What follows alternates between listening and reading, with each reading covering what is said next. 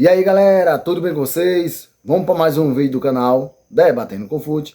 E no vídeo de hoje vamos falar sobre o clássico Rio-São Paulo entre Corinthians e Fluminense pela rodada do Brasileirão. Então antes de ir pro vídeo, siga a gente lá no Insta, tá aí embaixo. Vai deixando o seu like, se inscreve no canal e ativa o sininho de notificações. Solta a vinheta e bora pro vídeo.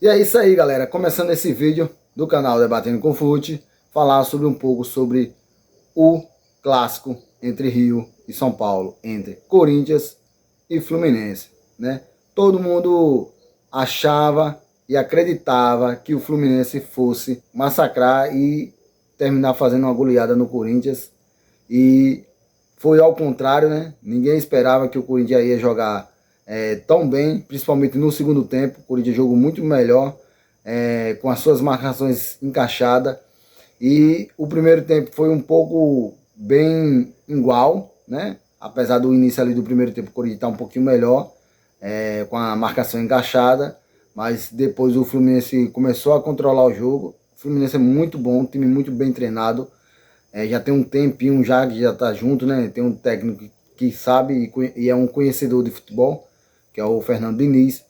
É um time que tem muito toque de bola, né? Que não se afoba, que também não tem essa velocidade toda, que o jogador que mais tem velocidade ali é o Aras, que ele tanto cai pela ponta direita como pela ponta esquerda. Então é ele que dá a dinâmica e a velocidade do time do Fluminense. E o maestro que rege esse time do Fluminense é o Paulo Henrique Ganso, né? Que sempre com seus toques e seus passes precisos, sempre facilita para os seus companheiros fazer o gol. No primeiro tempo teve uma grande chance ali, né, do Fluminense. O Fluminense chutou mais bola no gol, finalizou mais. O Corinthians finalizou 5 vezes, mas acertou pouquíssimas vezes no gol do Fluminense. Não levou muito tanto perigo, né? Apesar que teve a oportunidade de contra-ataques que o Corinthians desperdiçou por decisões e escolhas erradas do próprio jogador que estava com a bola. No primeiro tempo, o Fluminense superior, né? Demais, com muito toque de bola, com o Corinthians sem conseguir jogar, né? A maior parte do tempo, começou a dar muito chutão para frente, e os rebotes eram todos do Fluminense, dos jogadores, dominando o jogo praticamente todo no primeiro tempo, com mais de 60% de posse de bola, e dificultando bastante a saída e os contra-ataques do Corinthians. Esse foi o primeiro tempo, né? O primeiro tempo terminou mais ou menos assim, né? O Corinthians conseguiu segurar o Fluminense, né? Conseguiu neutralizar algumas situações que aconteceram dentro do jogo, e outras, Cássio simplesmente mostrou por que está há 10 anos no Corinthians e mostrou porque está há 10 anos como titular. Muito bem posicionado, fazendo defesas importantes para o Corinthians e segurando o resultado do primeiro tempo de 0-0.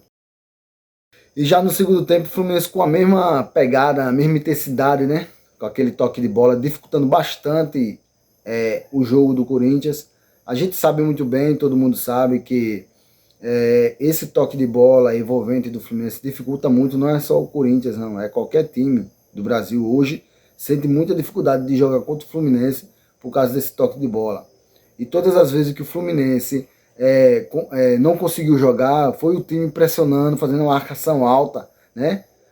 Fazendo aquela marcação alta e dificultando a saída do Fluminense, porque o Fluminense gosta de sair de trás, construindo de trás até chegar na frente, com o jogo praticamente dominado. Então é importante que o time que vai jogar contra o Fluminense, ele faça essa marcação-pressão para que dificulte a saída, a qualidade do passe do Fluminense vai ser quebrada. Então provavelmente o time vai ter mais chance de ganhar do Fluminense, de que o Fluminense conseguir executar com precisão o jogo dele, né? Foi o que aconteceu naquele jogo da Copa do Brasil entre Flamengo e Fluminense, que o Flamengo subiu as linhas de marcações, pressionou lá em cima, e o Fluminense teve muita dificuldade Mesmo com a menos, o Fluminense ainda conseguiu o resultado do empate, mas era o que o Corinthians deveria fazer, né? Fazer essa marcação, não deixar muito à vontade o Fluminense. Foi o que o Corinthians fez no segundo tempo. Ele subiu um pouco mais as linhas de marcação e conseguiu dificultar essa jogada do Fluminense, né? Esse toque de bola, entendeu? Então, a partir do momento que ele conseguiu dificultar, o Fluminense começou a fazer mosquito só bem aparece na hora do vídeo, velho. E dificultar esse passe do Fluminense. Então o que é que o Fluminense fez? Começou a dar passe longo. E aí foi num passe longo dessa que o Rony, né, em um carrinho, ele consegue roubar a bola e passa para o Bidu. E aí Bidu lançar, né, cruzar para o Yuri Alberto. O Yuri Alberto jogou a bola para trás. E aí num lance de felicidade, o Roger Guedes conseguiu cabecear a bola e abriu o placar para o Corinthians contra o Fluminense na Neoquímica Arena.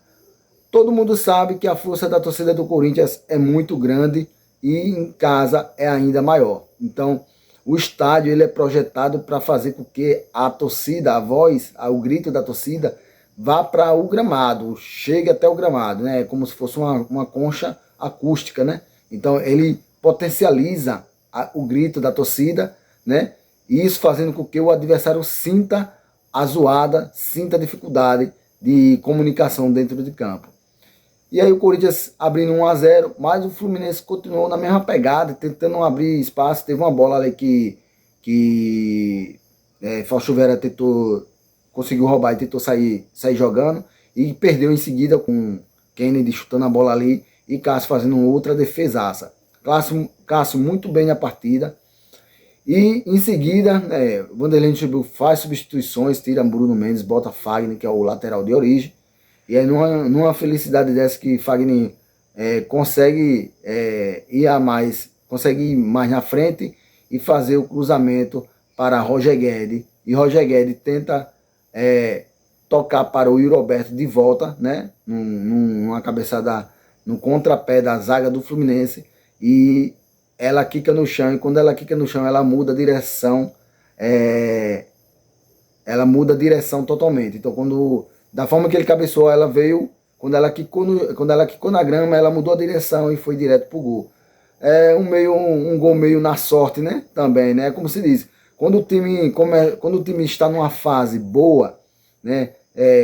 Tudo conspira a favor daquele time, né? É interessante e impressionante quando o time ou o jogador está numa boa fase, né? É como se diz, até gol de bunda ele faz. Então, é incrível como a bola entrou, né? Apesar de que o Yuri Alberto estava nela, e eu acredito que o Yuri Alberto fosse chegar nela se ela não tivesse ido em direção ao gol. Então, tem alguns jogadores aí para fazer uma pontuação, né? Falar para vocês que foram destaque do jogo, né? Eu destaco aí o lateral esquerdo, Bidu. Tá jogando muito bem. Não sei porque ele não teve uma sequência mais no Paulistão, mas ele está demonstrando que ele pode ser titular, e ele é titular, e o Corinthians pode ficar despreocupado com essa posição. Outro cara que é impecável, o Murilo, né? Tá jogando muito bem na zaga, entendeu? O Roger Guedes e o Roberto tentando sempre se esforçar ao máximo ali para pegar as oportunidades, e as poucas oportunidades que tiver, transformar em gol. E é bastante interessante isso, porque a imprensa em si toda diz que os jogadores estão brigando muito, né? Não se fala, não se conversa, e na verdade não é isso. Na verdade os dois tentam sempre um procurar o outro. Às vezes a vontade de decidir, de fazer o gol é maior, né?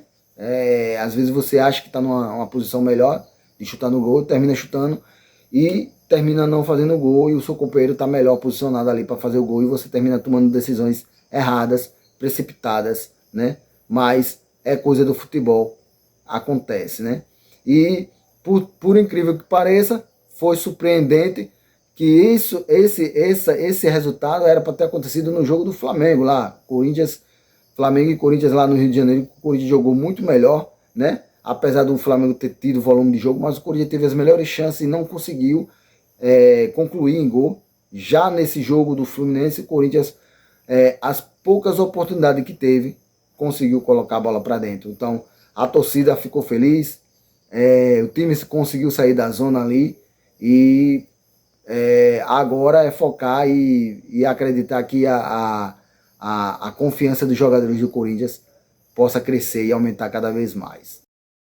E para finalizar o vídeo, galera, a gente vai falar agora em que posição os dois times estão, em que colocação os dois times estão na tabela, na classificação do Campeonato Brasileiro, depois da conclusão dessa rodada, né, do Brasileirão. E a gente vai passar aqui para vocês a colocação de cada time, tanto do Fluminense quanto do Corinthians. Então bora lá para a classificação. O Fluminense, depois desse jogo, dessa rodada, ele está agora em 8º lugar, com 13 pontos, né? Então, o time que estava lá em cima, ele já deu uma caída com essa derrota. É uma sequência dura aí também para o Fluminense, né? De alguns jogos também sem ganhar no Brasileirão. Então, já está dificultando bastante para o Fluminense. E o Fluminense está com 13 pontos e o Corinthians está em 14º lugar, saindo da zona de rebaixamento. Ele estava em 18º, agora está em 14º lugar, saindo ali da zona de rebaixamento, conseguindo respirar um pouco melhor, né?